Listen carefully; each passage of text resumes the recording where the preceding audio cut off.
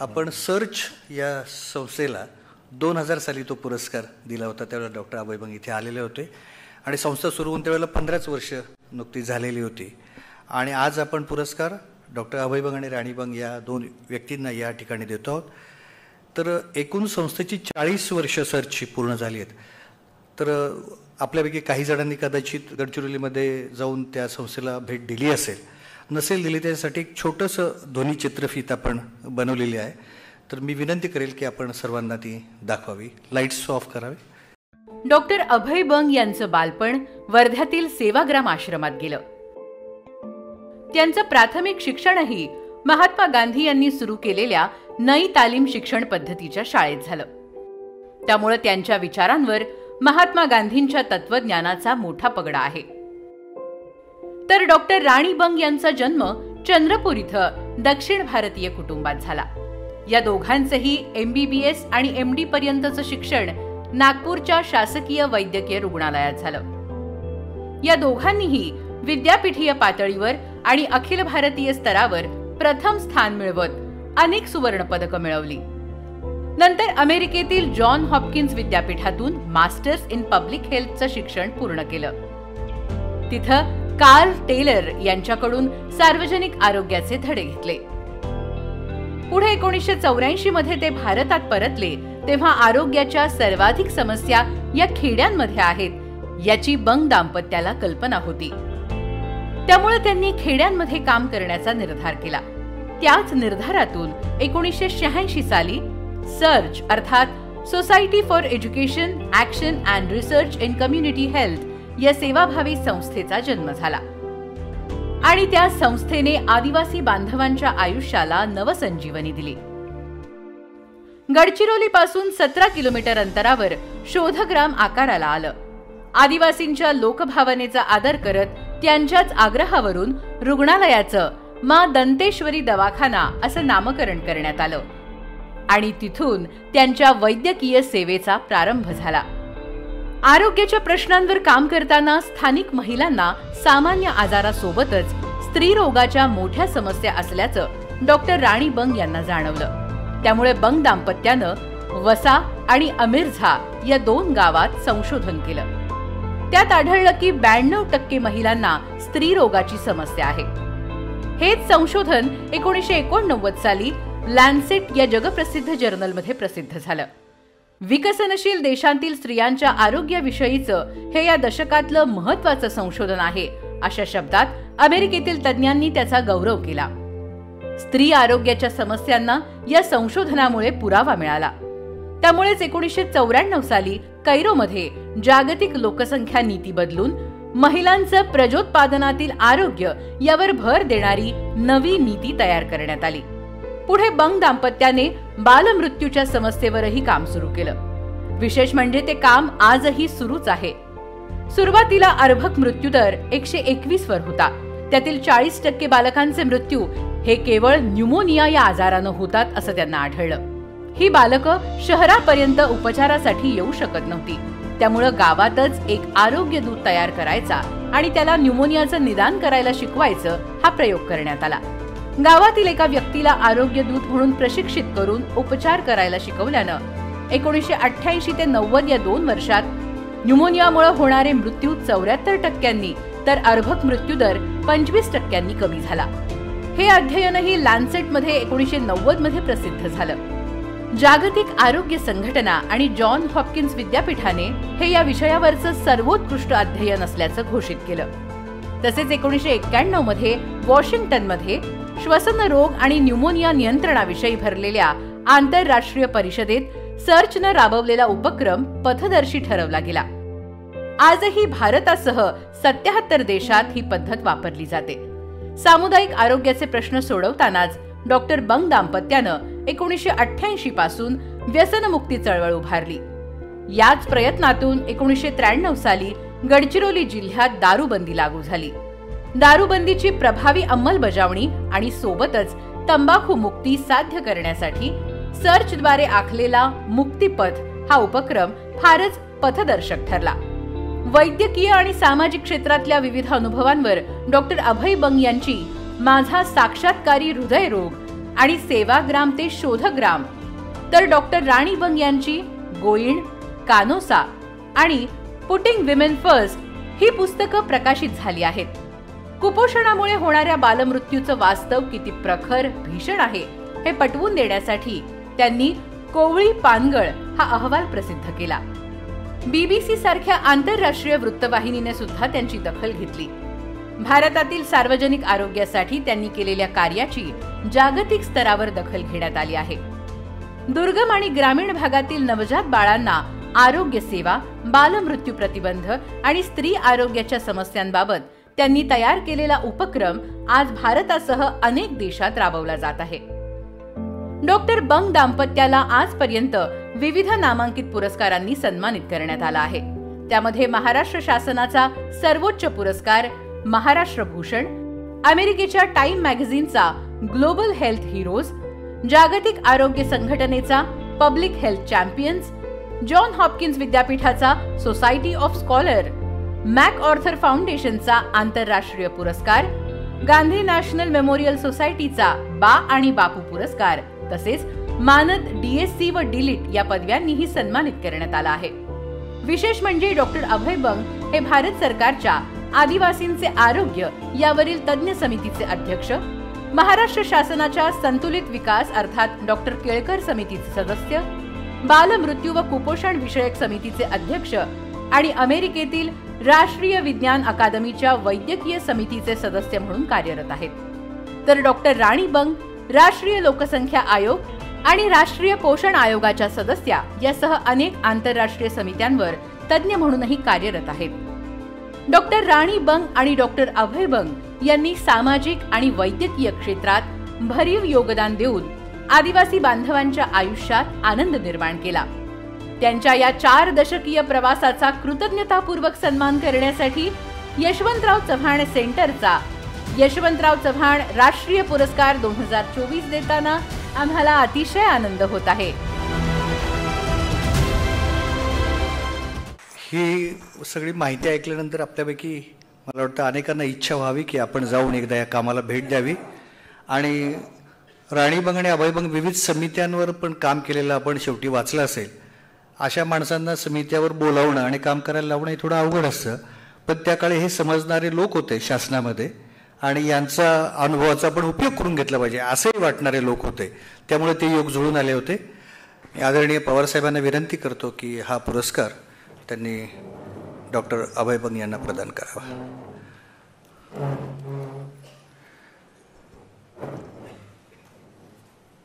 सर्व सन्मानपत्र ऐकल्यावर आपल्याला कार्याची व्याप्ती लक्षात येते आणि किती योग्य निवड आहे याची जाणीव होते. रुपये 5 लाख सन्मानपत्र, यशवंतरावांचा एक पुतळा आणि ग्रंथभेटीने आपण डॉक्टर अभय बंग यांचा सन्मान या ठिकाणी करतो. तर राणीताई निश्चितच लाईव्ह हा कार्यक्रम पाहत असतील. त्यांचंही आणि सरांचंही आणि सरच्या सर्व सहकाऱ्यांचं, काही मंडळी आज इथं उपस्थित आहे, मनापासून अभिनंदन. त्यानंतर ज्या पुस्तकाचा आता उल्लेख झाला त्या पुस्तकाची इंग्रजी आवृत्ती आजच आली आहे, माझ्या साक्षात्कारी हृदयरोग या पुस्तकाची. तर मी विनंती करेल की त्याही पुस्तकाचं प्रकाशन आज मान्यवरांनी या ठिकाणी करावं. मी काकोडकर सरांना आणि पवार साहेबांना विनंती करेल की माय इनलाइटिंग heart disease doctor Abhay Bang यांच्या पॉप्युलर प्रकाशित या पुस्तकाचं प्रकाशन आज या निमित्ताने करावं. मराठीमध्ये या पुस्तकाच्या 25 आवृत्त्या आत्तापर्यंत आलेल्या आहेत आणि आज इंग्रजी आवृत्तीचं प्रकाशन या ठिकाणी होत आहे.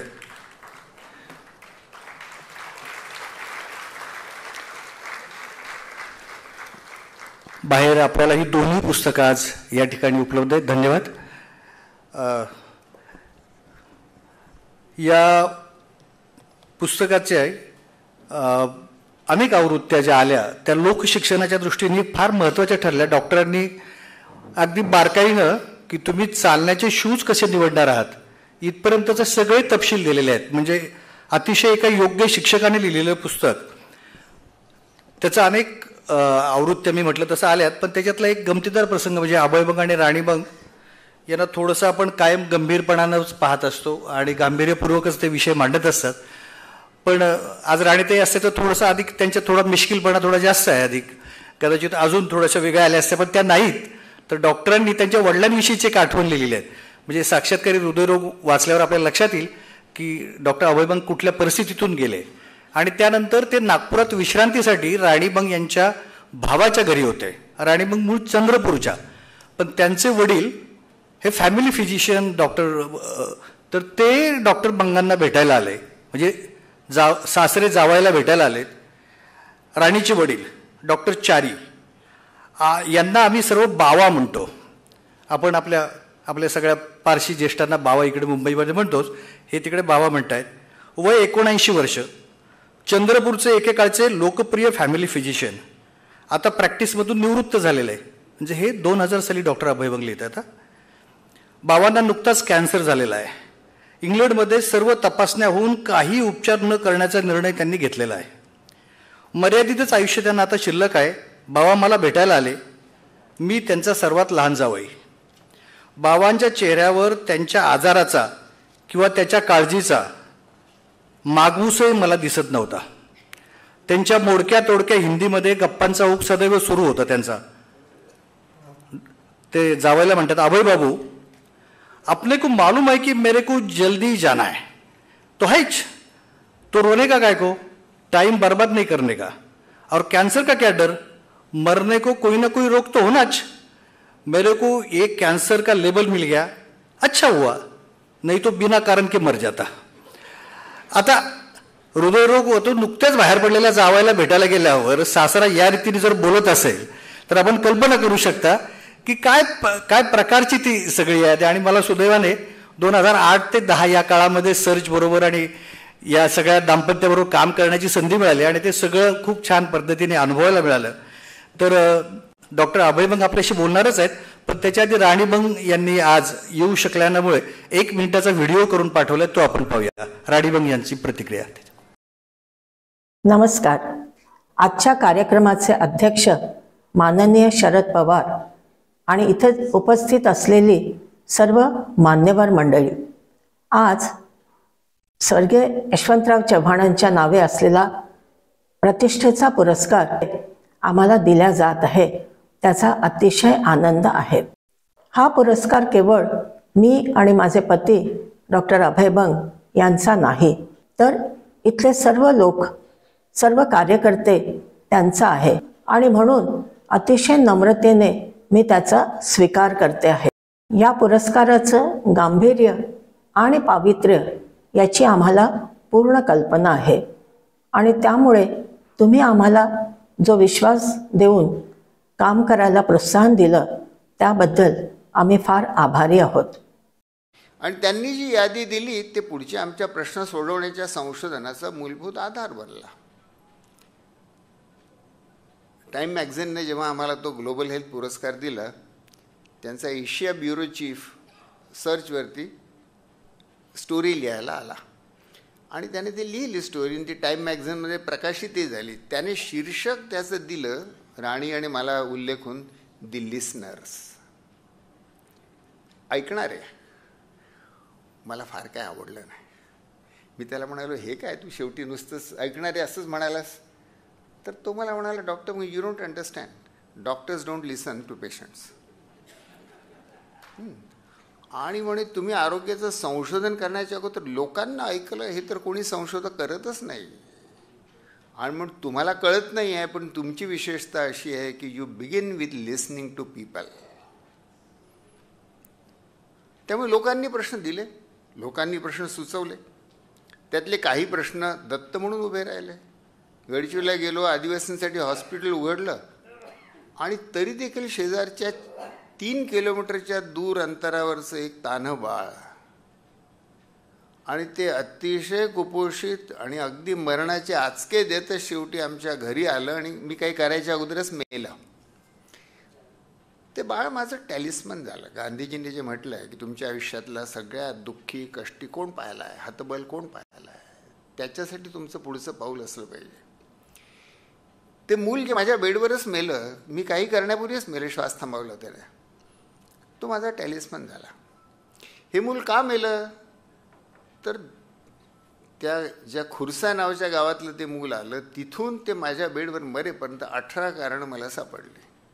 आई निरक्षर, नवरा दारुडा, गावात आरोग्य सेवा नाही, पासून तर जादूटोणा, अंधश्रद्धा, आणि शेवटी यायला आमच्या हॉस्पिटलमध्ये यायला मध्ये नदीला पूर, आणि पूल जो आहे तो भ्रष्टाचारामुळे अर्धवट बांधला गेला आणि खचलेला. ही 18 कारणं कशी आपण सोडवणार? गरिबी कशी दूर करू? निरक्षरता कशी दूर करू? आणि पूल बांधतांचा भ्रष्टाचार कसा काय दूर करू? हे आपल्या बसची बात नाही, असं माझं 15 दिवस मी अतिशय निराशेत घालवले. आणि मग एक दिवशी युरेकासारखं मला असं दिसलं की अरे 18 कारणं सोडवायची गरजच नाही. आपण यातलं एक जरी कारण सोडवलं तरी 18 कारणांची ही जी शृंखला आहे, चेन आहे, ही तुटते आणि हे मूल वाचू शकलं असतं.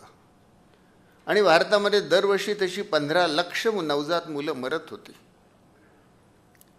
काय करता येईल? आणि त्याच्यातनं हे होम बेस्ड न्यूबॉर्न केअर, की ही मुलं जर हॉस्पिटलपर्यंत पोहोचू शकत नाही, आपण जाऊन आदिवासी भागात हॉस्पिटल उघडलं तरी नवजात बालकं पोहोचू शकत नाही, तर मग मेडिकल सायन्स तिथे गेलं पाहिजे जिथे मुलं आहेत. आणि कुठे आहेत?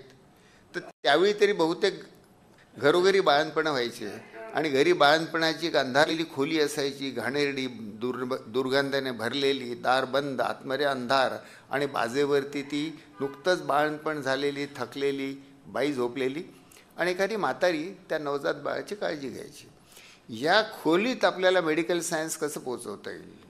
आणि भारतामध्ये दरवर्षी 2 कोटी असे जन्म खेड्यापाड्यात होतात.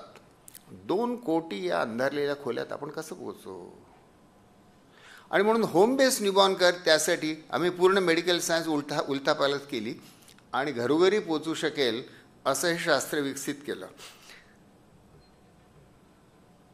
तंबाखूच्या बाबतीत, आणि तंबाखूच्या बाबतीत जेव्हा आम्ही काम करत होतो, येरकड नावाच्या एका आदिवासी गावातनं जात होतो, आणि शेजारी रस्त्याच्या बाजूला हँडपंपवर एक 8 वर्षाची आदिवासी मुलगी दात साफ करत होती. संध्याकाळची वेळ होती. मला खूप कौतुक वाटलं की आदिवासी मुलं आता संध्याकाळी देखील दात स्वच्छ करायला लागली. तर मी थांबलो. मला गोड गैरसमज असा की आपल्याच कामाचा हा परिणाम आहे म्हणून मी थांबलो. गेलो, त्या मुलीचं पाठ थोपडली, तर आजूबाजूच्या आदिवासी बाया हसायला लागल्या. काय झालं का? तर ते म्हणे, साहेब ती पोरगी येडी आहे, ते दर 2-2 घंट्यांना दात घासते, दर 2 तासांनी ती दात घासते, म्हणजे ती वेडपट आहे, तिचं कसलं कौतुक करता तुम्ही? तर मग मी पाहिलं कशाने दात घासते, तर तिकडे त्याला नस म्हणतात. तंबाखूची पावडर किंवा तपकीरने ती दात घासत होती. 8 वर्षाची आदिवासी मुलगी निकोटीन ॲडिक्ट झाली होती आणि तिला दर 2 तासाने विड्रॉल सिम्पटम्स येत होते, म्हणून ती पुन्हा दात घासत होती. तंबाखूचं व्यसन इतकं गावांमध्ये, आदिवासी गावांमध्ये लहान मुलापर्यंत पोचलं असेल, माझे डोळे त्या दिवशी उघडले. आणि मग जे काही आम्ही दारू आणि तंबाखूवरती मुक्तिपथ हे काम केलं, तर मुद्दा असा की प्रश्न शोधण्यामध्ये काही आमचं कौतुक नाही, कर्तृत्व नाही. प्रश्न दत्त म्हणून उपस्थितच होता. तुम्हाला फक्त दिसले किंवा तुम्ही ऐकलं लोकांचं. न्यूटनला फळ पडलं, ते ॲपलवरून पडलं आणि त्याला ग्रॅव्हिटीचा शोध लागला. त्याच्यात न्यूटनचं कर्तृत्व आहेच आहे, पण तो योगायोग सगळ्यात महत्त्वाचा की तो तिथे झाडाखाली बसला आणि त्याच वेळी ॲपल पडलं. तरी आमच्या समोर असे अनेक ॲपल्स पडले. ते पडले, ती आव्हानं आम्ही घेतली आणि त्या आव्हानांना प्रतिसाद म्हणून नवे नवे आरोग्याचे प्रयोग विकसित केले. हे प्रयोग विकसित करताना दृष्टी जी होती ती ही होती की आरोग्य सत्ता, वैद्यक सत्ता पसरायला नको, वैद्यक ज्ञानाचं आणि कौशल्याचं लोकशाहीकरण झालं पाहिजे. आणि त्याला मी नाव दिलं आरोग्य स्वराज. गांधीजींच्या स्वराज्य शब्द हिंद स्वराजपासनं आणि विनोबांच्या ग्राम स्वराज्यपासनं स्वराज घेऊन आरोग्याच्या बाबतीत लोक स्वतः कसे सक्षम होऊ शकतील, कुटुंब आणि कम्युनिटीज, खेडी कशी आरोग्य सक्षम होऊ शकतील. नाहीतर सगळ्यांनी हॉस्पिटलला जायचं, तिथे लांब क्यू लावायचे आणि लाखो रुपयाचे खर्च, हा काही त्याच्यावर उपाय असू शकत नाही. म्हणून आमचा आरोग्य स्वराज्याचा हा अप्रोच राहिला. त्याच्यामधलं एक अपघात सांगतोच पुन्हा. मला काय अपघातांशी सगळं माझं आयुष्य घडलं आहे असं मला वाटतं. अमेरिकेहून परत आलो होतो. दिल्लीला गांधी पीस फाउंडेशनमध्ये काही कामाने गेलो. तिथे रिसेप्शनवर एका म्हातारे गृहस्थांशी माझा कोणीतरी परिचय करून दिला. ते सुरतला त्यांचं नाव सांगितलं तर ते मी मिस केलं. पण गंमत म्हणजे तो माणूस थोडासा महात्मा गांधींसारखा दिसत होता. तर त्यांनी मला विचारलं, क्यों अभय, तुम डॉक्टर हो? हो. अमेरिका से सीख के आए हो? हां. तो म्हणे, आरोग्याची भारतीय व्याख्या काय आहे? मला WHOची व्याख्या माहीत होती. मला मेडिसिनच्या 10 वर्षामध्ये सगळे वेगवेगळे शिकलेले व्याख्या माहीत होत्या, पण भारतीय व्याख्या असं काही प्रकरण आहे हेच मला माहीत नव्हतं. मी शेवटी हार पत्करली, म्हटलं नाही माहीत. तर म्हणाले, आरोग्याला काय शब्द वापरतो आपण? म्हटलं स्वस्थ. बस म्हणे तीच व्याख्या आहे आरोग्याची. स्वस्थ, जो स्वमध्ये स्थित आहे तो स्वस्थ आहे. What a beauty. आरोग्याचा शब्दच मुळे भारताने असा रचलेला आहे की तो काय निदर्शक आहे की अवलंबन नको, दुसऱ्यावर अवलंबन नको, स्वमध्ये स्थित राहता आलं पाहिजे. म्हणून स्वातंत्र्याचा, स्वावलंबनाचा अर्थच मुळे स्वस्थ शब्दामध्ये निहित आहे. जो स्वमध्ये स्थित आहे तो स्वस्थ. मग आरोग्य सेवा जर लोकांना अवलंबन शिकवत असेल तर ते तर अस्वस्थीकरण झालं. आणि म्हणून आरोग्य स्वराज्य पाहिजे ज्यात लोक सक्षम होतात. म्हणून हे बालमृत्यू कमी करायला, नवजात बालकाची काळजी घ्यायला, न्यूमोनिया उपचार करायला जी आम्ही पद्धत शोधली त्या बायांना आम्ही नाव दिलं आरोग्य दूत. त्याच्यामार्फत हे विविध प्रयोग केले. सुदैवाने भारत सरकार त्यावेळी बऱ्यापैकी ग्रासरूटला कार्यकर्ते काय करतात आहे ह्याच्याकडे लक्ष द्यायचं, ऐकायचं. त्यामुळे भारत सरकारने आशा हा कार्यक्रम डिझाईन करताना गडचिरोलीचा आमचा हा प्रयोग आणि छत्तीसगडमध्ये एक मितानिन नावाचा फार चांगला प्रयोग झाला. तर या प्रयोगांचा आधार घेतला. पुढे या आशांना माता नवजात बाल आरोग्यासाठी प्रशिक्षण करायची आम्हाला जबाबदारी त्यांनी दिली. त्यामुळे 10 लाख आशांच्या प्रशिक्षणाची एक पूर्ण व्यवस्था, राष्ट्रीय व्यवस्था आम्ही उभी केली. 10 लाख आशांचं प्रशिक्षण केलं आणि त्या आता घरोघरी नवजात बालकांना सेवा देतात.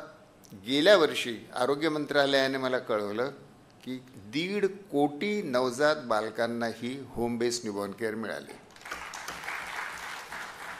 तर जे करायला पूर्वी पिडियाट्रिशियन लागायचे, न्यूरोनॅटॉलॉजिस्ट लागायचे, हॉस्पिटल लागायचे, निकू पिकू लागायचे, ते आता ती गावातली बाई प्रशिक्षण झाल्यामुळे ती त्या घरी जाऊन करू शकते. त्यामुळे ही घरोघरी नवजात बालसेवा. तर दारूचा प्रश्न असाच आमच्यासमोर आला, त्याच्या विस्तारात फार जात नाही. आणि 6 वर्ष गडचिरोली जिल्ह्यामध्ये या बायांनी आम्हाला खरं म्हणजे जबरदस्तीने त्यांनी पुढे उभं केलं. राजकीय नेतृत्व देणं आमचं काही पिंड नव्हता, स्वभावही नव्हता, पण त्यांना कोणीतरी क्रेडिबल नेता हवा होता. त्यांची मुख्य मागणी दारूमुळे आमचा संसार नष्ट होतो आहे, यासाठी काहीतरी करा. त्यातनं दारूबंदी आंदोलन उभं राहिलं आणि शेवटी त्याला महाराष्ट्र सरकारने गडचिरोलीत दारूबंदी लागू करायचा निर्णय घेतला. आणि मला माननीय शरदराव पवारांना आठवण करून द्यायची आहे की ते मुख्यमंत्री असताना आम्ही त्यांना विधानसभेत गडचिरोलीच्या आदिवासींना सोबत घेऊन मी भेटलो आणि त्यावेळी त्यांनी तत्काळ म्हटलं की हा जो निर्णय आहे मी लागू करणार. अरुणभाई गुजरातींनी देखील त्यावेळीचे मुख्यमंत्री शरदरावांच्या अगोदरचे जे होते सुधाकरराव नाईक, त्यांचा निरोप मला सांगून एका मंत्र्यांना सांगून याच्यावर आदेश काढायला सांगितलं. त्यांना आठवण असेल नसेल मला माहीत नाही. म्हणून खरं म्हणजे शरदरावांचा आणि अरुण गुजरातींचा देखील गडचिरोलीच्या दारूबंदीला हातभार लागलेला आहे. त्यानंतर जेव्हा तिथे तंबाखूचं प्रमाण खूप वाढलं, मी त्या मुलीचं उदाहरण दिलं. गडचिरोलीचा 2015-16 आम्ही डिस्ट्रिक्ट सॅम्पल सर्व्हे केला आणि सुदैवाने सॅम्पल सर्व्हे करण्यामध्ये आमची संघटना तज्ज्ञ आहे. 12 लाख लोकसंख्येचा सॅम्पल सर्व्हे. त्यातनं असं दिसलं की गडचिरोली जिल्ह्यामध्ये दारूबंदी होतीच आणि 2015-16 पूर्ण महाराष्ट्रात खरं म्हणजे तंबाखूबंदी, गुटखाबंदी होती. तरी देखील गडचिरोलीमध्ये दरवर्षी 78 कोटीची बेकायदेशीर दारू आणि 298 कोटीची तंबाखू खपली जात होती. म्हणजे लोक आपल्या खिशातनं दोन्ही मिळून जवळजवळ 380 कोटी रुपये गडचिरोलीचे दारू आणि तंबाखूवर खर्च करत होते. जिल्ह्याचा विकासाचा नियोजनाचा आराखडा त्यावर्षीचा 156 कोटीचा होता. 156 कोटी रुपयाचा विकास आणि 380 कोटी रुपयाची दारू तंबाखू. आणि म्हणून आरोग्यासाठी देखील महिलांसाठी देखील आणखी हा खर्च वाचवायला म्हणून दारू आणि तंबाखू दोघांच्या विरुद्ध एक संयुक्त प्रयोग आम्ही मांडला. त्याचं नाव मुक्तिपथ. सुदैवाने मुख्यमंत्री देवेंद्र फडणवीस त्यावेळी होते. त्यांनी त्याला तत्काळ समर्थन दिलं. त्यांच्या स्वतःच्या घरामध्ये कॅन्सरचे मृत्यू झाले आहेत. त्यामुळे कॅन्सरच्या बाबतीत त्यांना संवेदना आहे म्हणून त्यांनी नागपूरला नॅशनल कॅन्सर इन्स्टिट्यूटही उघडलेली आहे. तर दारूबंदीच्या वेळी माननीय शरद पवारांचं आणि तंबाखू बंदीसाठी तिथे आम्ही जेव्हा केलं तेव्हा देवेंद्र फडणवीसांचं ह्या दोन्ही तत्कालीन मुख्यमंत्र्यांचं राजकीय बॅकिंग मिळाल्यामुळे गडचिरोलीत आज हा मुक्तिपथ प्रयोग सुरू आहे. त्याच्या अंतर्गत दारू तंबाखू दोन्ही कायदेशीररित्या बंद आहे. पण आपल्याला माहीत आहे महाराष्ट्रात सर्वत्रच तंबाखू, खर्रा, मावा सर्वत्र मिळतो. गडचिरोली जिल्ह्यामधली दारूचं प्रमाण शेजारच्या चंद्रपूरपेक्षा जवळजवळ 75% कमी आहे. त्यामुळे दारूबंदी प्लस मुक्तिपथ असं जर केलं तर दारूचं प्रमाण बरंच कमी करता येतं, तरी शून्य करता येत नाही. आणि तंबाखूचं प्रमाण, तंबाखू जास्त कठीण कमी करायला, पण ते देखील प्रमाण 30% कमी झालेलं आहे. तर हे सगळे जे मी प्रयोग म्हणालो याच्यात आमचं कर्तृत्व काय, तर एवढंच की आम्ही तिथे गेलो. वस्तुतः प्रश्न दत्त म्हणून उभे राहिले आणि त्याला प्रतिसाद म्हणून याचा अहंकार होऊ नये आपल्याला, याच्यासाठी मी चांगली सोय करून ठेवलेली आहे की श्रेय आपलं नाही, हे श्रेय परिस्थितीचं आहे, लोकांचं आहे, गांधी आणि गडचिरोलीचं आहे.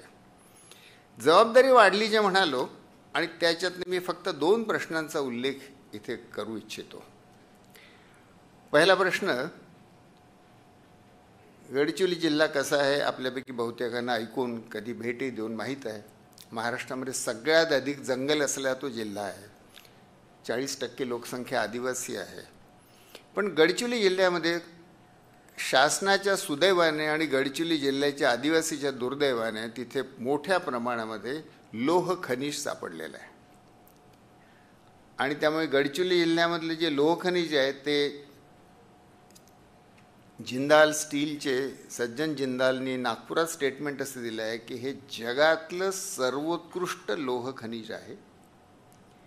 आणि इथे आम्ही 1,00,000 कोटी रुपये इन्व्हेस्ट करून वडसाला एक स्टील प्लांट बनवणार आहोत. भारतातलं सगळ्यात अधिक लोहाचं उत्पादन त्याच्यातनं होईल आणि तसा त्यांचा MOU महाराष्ट्र शासनासोबत झाला देखील. तेव्हा गडचिरोली जिल्हा हा स्टील सिटी करायचा असं मुख्यमंत्र्यांनी घोषित केलं आहे. आणि असं दिसतं आहे की याला अगदी पंतप्रधानांपासून सगळ्यांचे आशीर्वाद आहेत. आता गडचिरोली जिल्ह्यामधनं लोह बनलं, पोलाद बनलं आणि पूर्ण देशाला उपलब्ध झालं तर त्याला कोणी विरोधही करू नये खरं म्हणजे, कारण त्याच्यात देशाचा फायदा आहे. पण त्याचवेळी म्हणजे ही दुधारी तलवार आहे. त्याचवेळी तिथल्या जंगलाचं काय होणार, तिथल्या आदिवासीचं काय होणार, त्यांच्या जीवनाचं आणि त्यांच्या संस्कृतीचं काय होणार. या 1,00,000 कोटी रुपयाच्या कारखान्यामध्ये सगळे अतिशय ऑटोमेटेड असं ते प्रोडक्शन प्रोसेस राहील. तिथे आदिवासीला काही वाव असेल असं मला वाटत नाही. त्यामुळे आदिवासी फक्त हमाल तरी बनेल आणि आदिवासी स्त्रियांना वेश्यांचं काम मिळेल. त्यामुळे आदिवासींना काही फार तिथे रोजगार मिळणार नाही, काही जरी प्रमाणात मिळाला तरी. तर त्यामुळे याचं आदिवासींच्या जीवनावर आणि जंगलावर जे मोठं काही वाईट परिणामांची संभावना आहे.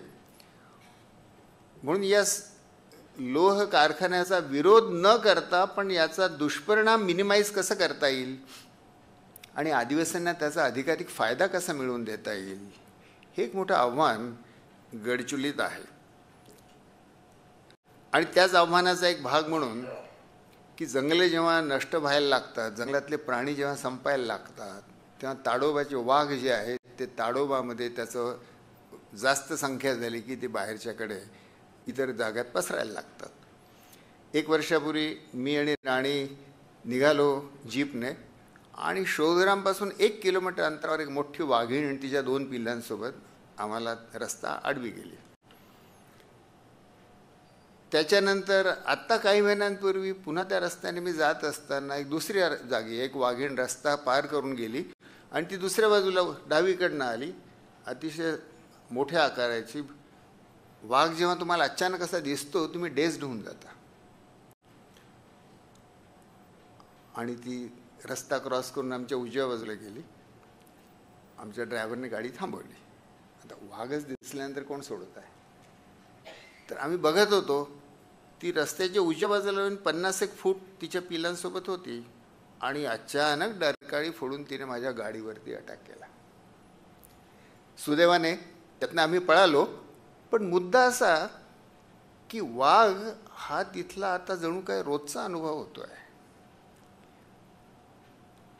आणि आपण वाघांच्या वस्तीत जाऊन राहिलो आहे की काय असं वाटायला लागतं. वन्यजीवन आणि तिथले माणसं हे कसे एकत्र राहू शकतील. गेल्या 5 वर्षात त्या 4 तालुक्यांमध्ये 65 लोकांचे नरबळी वाघांनी घेतलेले आहेत. पण गडचिरोलीत घेतले आहेत म्हणून फार काय त्याची बातमी नाही. महाराष्ट्रात लोक शेतात जायला घाबरतात आहेत, संध्याकाळी लोक जंगलात जायला घाबरतात आहेत आणि टुरिस्ट मात्र विमानांनी भरून भरून नागपूरला येऊन ते ताडोब्याला ट्रिप मग करतात आहे. आणि ताडोब्याचे वाघ तिथे प्रोजेक्ट टायगर आहे. प्रोजेक्ट टायगर चांगलाच आहे पण त्या प्रोजेक्ट टायगरचे असे परिणाम होतात आहेत की तिथले वाघ आजूबाजूच्या अनेक तालुक्यात. तर याची हा मोठा प्रश्न झाला आहे आदिवासीसाठी की प्रोजेक्ट टायगर, स्टील सिटी याच्यामध्ये आम्ही कुठे आहोत. कधी प्रोजेक्ट आदिवासी सुरू करणार का. तर हे एक मोठं आव्हान. पर्यावरणातले हवामान बदल जेव्हा होतील तेव्हा काय भयानक राहील आपण सगळेच वाचतो. म्हणून जंगल वाचवणं आवश्यक आहे. पण स्टील सिटी हवी असेल तर जंगल कसं होणार. तर हे कठीण आहे. त्याचे एकांगी उत्तर नाही देता येणार. पण म्हणून समाजाच्या विविध अंगाने विचार करून त्याचं उत्तर शोधायची शासनावरती आणि सामाजिक कार्यकर्त्यांवरती सगळ्यांवर जबाबदारी आहे. रोगांचं स्वरूप बदललं आहे. माझ्या डोळ्यासमोर गेली 40 वर्ष जे मी काम करतो आहे गडचिरोलीमध्ये, गडचिरोलीमधल्या 1 लाख लोकसंख्येला आम्ही आमची पॉप्युलेशन लॅबोरेटरी बनवलं आहे. आणि तिथे जेवढे काही जन्म होतात आणि जेवढे मृत्यू होतात त्यांची मेटिक्युलस नोंद गेले 40 वर्ष आम्ही ठेवतो. ही अशी भारतातली एकमेव जागा आहे जिथे इतक्या लांब पल्ल्याची लोकसंख्या लॅबोरेटरी. त्याच्यामध्ये मृत्यूची कारणं अशी बदलताना दिसतात आहेत. आणि पूर्वीचे जे आपल्याला मलेरिया, ट्युबरक्युलोसिस वगैरे वगैरे, हगवण, न्यूमोनिया हे रोग कमी कमी कमी होतात आहेत. आणि 3 रोग सगळ्यात जास्त वाढतात आहेत: हृदयरोग, लकवा आणि कॅन्सर. आमच्या 1 लाख लोकसंख्येच्या त्या लॅबोरेटरीमध्ये हे सगळ्यात महत्त्वाची 3 कारणं आहे. पण ते सर्वत्रच घडत आहे. अख्ख्या महाराष्ट्रात तेच घडत आहे आणि भारतातही तेच घडत आहे आणि जगभर घडत आहे. आणि यांचा मेडिकल उपचार हा अतिशय अपुरा प्रतिसाद राहील. कारण यांचे मेडिकल उपचार केले तरी यातला एकही रोग पूर्ण क्युरेबल नाही. अतिशय खर्चिक उपचार आहे आणि फार थोड्या लोकसंख्येला ते मिळू शकते. म्हणून हे जे 3 रोग मी म्हणालो, हृदयरोग, लकवा आणि कॅन्सर, यांच्यासाठी काहीतरी वेगळा अप्रोच आपल्याला विचार करायची गरज आहे. आरोग्य स्वराज किंवा माझा साक्षात्कार हृदयरोग या दोन्ही याच्यातनं मी थोडा त्याचा शोध घ्यायचा प्रयत्न केला आहे की माणसं स्वतः सक्षम कसे होऊ शकतील आपलं आरोग्य सांभाळायला. पुढच्या काही महिन्यांमध्ये मला अपेक्षा आहे की माझं एक आरोग्य स्वराज्य नावाचं पुस्तक येत आहे. त्याच्यात त्याचा अजून जास्त विस्तार असेल.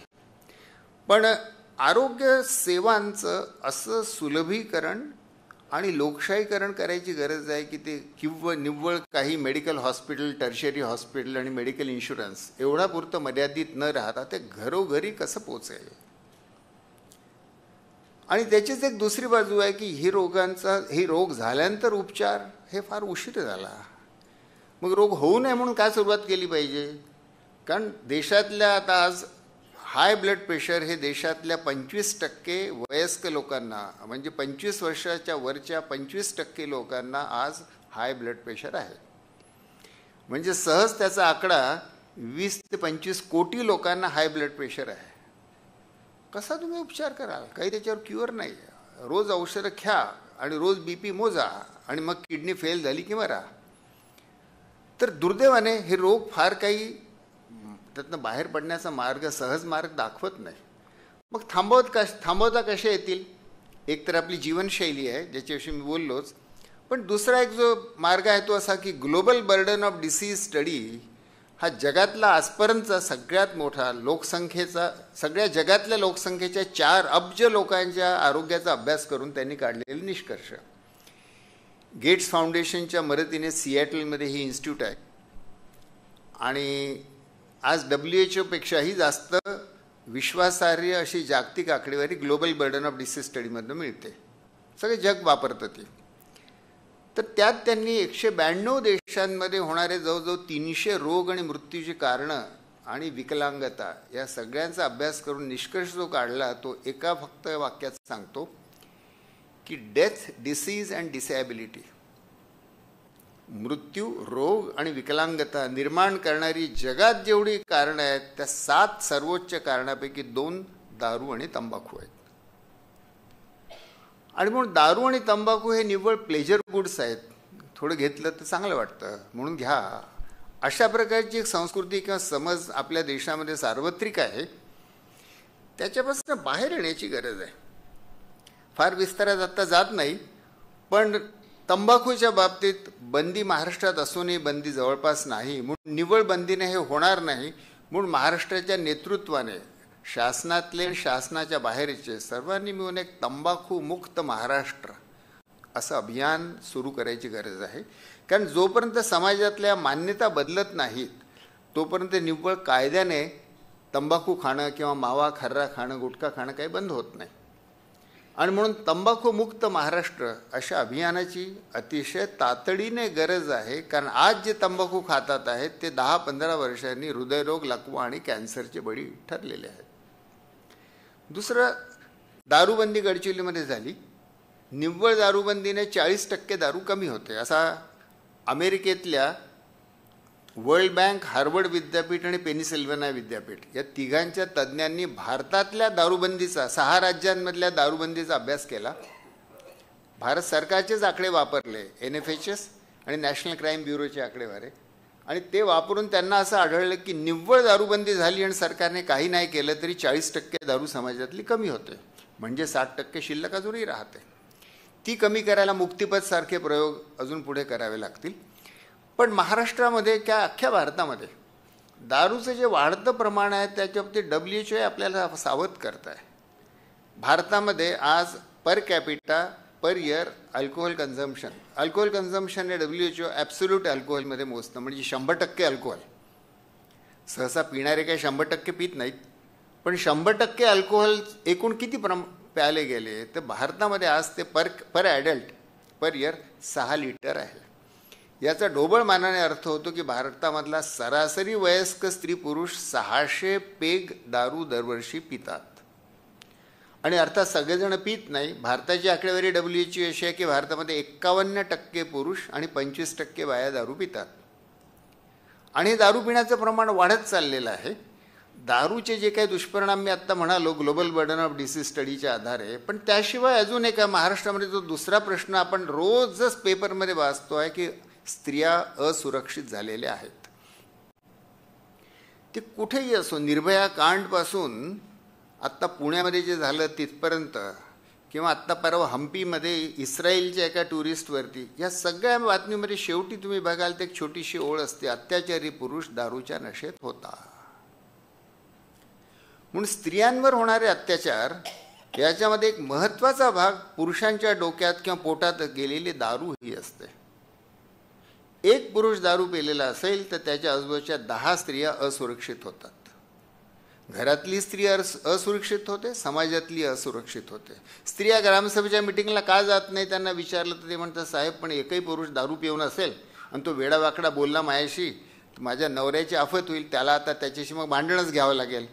मग नवरा म्हणतो तू गेली कशाला होती तिथे मरायला. म्हणजे स्त्रियांचं पब्लिक पार्टिसिपेशन याच्यावरती दारू अडथळा. पण महाराष्ट्राला माझं असं अपील आहे आणि इथे महाराष्ट्राची सगळी धुरण मंडळी उपस्थित आहे म्हणून मी अपील करतो आहे की जवळजवळ अंदाजे 1970च्या आसपास वसंतराव नाईक मुख्यमंत्री असताना, मी कॉलेजचा विद्यार्थी होतो, त्यांनी दारू धोरण महाराष्ट्राचं हळूहळू रिलॅक्स करायला सुरुवात केली. तिथून आज आपण इथपर्यंत आलो आहोत की महाराष्ट्रामध्ये 24,000 कोटी रुपयाचा फक्त कर मिळतो दारूवर, ज्याचा अर्थ ढोबळ मानाने 1,00,000 कोटी रुपयाची दारू महाराष्ट्र पितो अधिकृत. आणि WHO असं म्हणतं की भारतामध्ये जेवढी अधिकृत आहे तेवढीच अनधिकृत किंवा इलिगल दारू आहे. म्हणजे त्या हिशोबाने बॅकअप द इन्व्हेलप कॅल्क्युलेशन केलं तर महाराष्ट्रातले लोक 2,00,000 कोटी रुपयाची दारू पितात आहेत दरवर्षाला. तर कुठेतरी आपल्याला याची काहीतरी लक्ष्मण रेषा तर आखावी लागेल. दारू बंदी व्हावी अशी अपेक्षा नाही पूर्ण महाराष्ट्रामध्ये, पण महाराष्ट्राला एक नवीन मद्य नीती आखण्याची गरज आहे की स्त्रियांची सुरक्षितता, पुरुषांचं जगणं मरणं, आरोग्य. कारण पुन्हा ग्लोबल बर्डन ऑफ डिसीजचा अभ्यास सांगतो की 15 ते 50 वयोगटातले जे पुरुष आहेत, म्हणजेच सगळ्या पुरुषांच्या कर्तृत्वाचा सगळ्यात मोठा भाग, 15 ते 50 वयोगटातल्या पुरुषांमध्ये मृत्यूचं नंबर 1 कारण दारू आहे. म्हणून पुरुषांचे मृत्यू, स्त्रियांची असुरक्षितता हे सगळं बघता दारूची काहीतरी मर्यादा आपल्याला आखून घ्यावी लागेल सामाजिक पातळीवरती. आणि निव्वळ त्यापासून कर मिळतो म्हणून शासन त्याला वाढवण्याचं स्वाभाविकपणे प्रलोभन राहील. शासनाची कंपल्शन आपण समजू शकतो, पण मग समाजाचं काय, स्त्रियांचं काय, पुरुषांचं काय? आणि म्हणून महाराष्ट्राला एक नव्याने पुन्हा आढावा घेऊन आपल्यासाठी एक फ्युचरिस्टिक नवी मद्यनीती आखायची गरज आहे. युरोपियन राष्ट्रांनी ती आखायला सुरुवात केली आहे. फ्रान्सने मद्यनीती आखली की आम्हाला पुढच्या 5 वर्षामध्ये 33% दारू कमी करायची आहे. रशियाने नीती आखली की आम्हाला 55% दारू कमी करायची आहे. म्हणजे अनलिमिटेड दारू असली तर अत्यंत दुष्परिणाम होतात. म्हणून पाश्चिमात्य देशातले लोक, आणि आता शेवटचं सांगून मी ते हा दारूचा मुद्दा संपवणार आहे, की यूएसचे सर्जन जनरल नावाचं सर्वोच्च अधिकारी आरोग्याचा असतो. नुकतंच यूएसचे सर्जन जनरलने असा प्रस्ताव काँग्रेससमोर मांडला आहे की दारूमुळे कॅन्सर होतो हे आता विज्ञानाने पूर्णपणे सिद्ध केलेलं आहे. 7 प्रकारचे कॅन्सर होतात. त्याच्याबाबतीत वैज्ञानिक काही आता संशयाला वाव उरलेला नाही. आणि सगळ्यात सुरक्षित ड्रिंकिंग हे झिरो ड्रिंकिंग आहे असं WHO म्हणायला लागलेलं आहे. आणि म्हणून त्यांनी प्रस्ताव मांडला आहे की दारूच्या सगळ्या बाटल्यांवर यामुळे कॅन्सर होतो हे लिहा.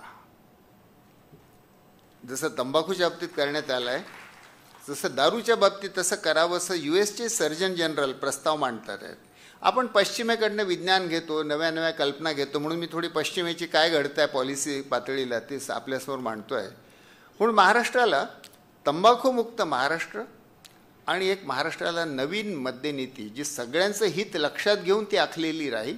आणि याला मर्यादित कसं ठेवता येईल या भस्मासुराला, या 2 गोष्टीची गरज आहे. वाढती जबाबदारी जे मी म्हणालो, मला ज्या प्रश्नांविषयी ताबडतोब जास्त तीव्रता वाटते याची काही मी आपल्यासमोर मांडले. महाराष्ट्राचं विलक्षण प्रेम आम्हा दोघांना मिळालेलं आहे.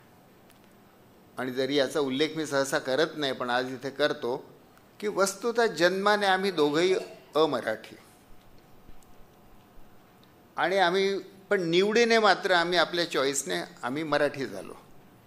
त्यामुळे आमचं लग्न झालं राणीचं माझं, आमच्या दोघांची मातृभाषा मराठी नाही, पण आम्ही घरी मराठी बोलतो. आमची मुलं, आमची नातवंड सगळेच मराठी बोलतात.